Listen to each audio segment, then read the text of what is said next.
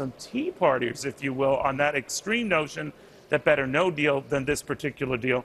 Dan Coates joins us right now. Senator, you were not a fan, not for the Progressive Caucus reason, but for the not cutting enough reason, right? That's correct. I think the underlying problem, and I think the market's reflecting that now, goes way beyond what we did here. I think we could have done more, significantly more. We could have sent a much better signal and reassured all those who want America to be the safest place to invest that we were still in business. Do you think the markets, with the big sell-off we had today, sir, are saying we don't have confidence in this process and we don't have confidence in you guys? My guess is that they've seen this as a small first step, but they basically said, given the severity of our problem that we face in the future, we may have avoided default today, but we haven't avoided default down the line. Do you think a ratings agency will still downgrade you, despite all your efforts that you're still downgraded? Well, there was a lot of talk about that downgrade happening anyway because the underlying fundamentals are not in place to keep from having a downgrade.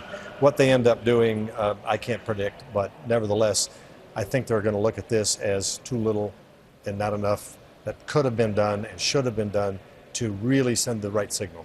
What do you think the signal the president sent, that revenue's on the table, tax hikes and the rich and millionaires and billionaires, et cetera, has to be redressed, maybe as soon as November when this committee meets to decide the next wave of cuts? I think the majority of people understand the problem here is spending, it's not taxing. The president seems addicted to spending, and to cover the addiction, he wants to raise taxes. The worst thing you can do now with a falling market, with bad fundamentals, with people out of work, is to raise taxes. I think you're going to see another 1,000, 2,000 point drop in the Dow if he does that. Why he would say something on a day like this, rather than try to push up or pump up what was just done and encourage the consumers and encourage the markets, is beyond me. I just think it shows where he is, and we may not get this resolved till after the 2012 elections. Two very different visions of where America needs to go. So that begs this final question. I know you got to go.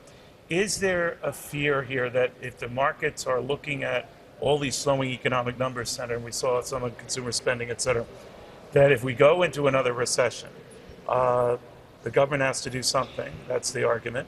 You could maybe say, well, maybe the government doing something compounds the argument. But what would you advocate if we're starting to head south fast? What would you? I think we have to demonstrate that we're willing to undertake comprehensive tax reform to make our businesses more competitive, to get more people back to work and therefore paying taxes. Secondly, we have to take the step of indicating we are willing to address entitlement reform. We know health care spending, Medicare, Medicaid is driving this debt.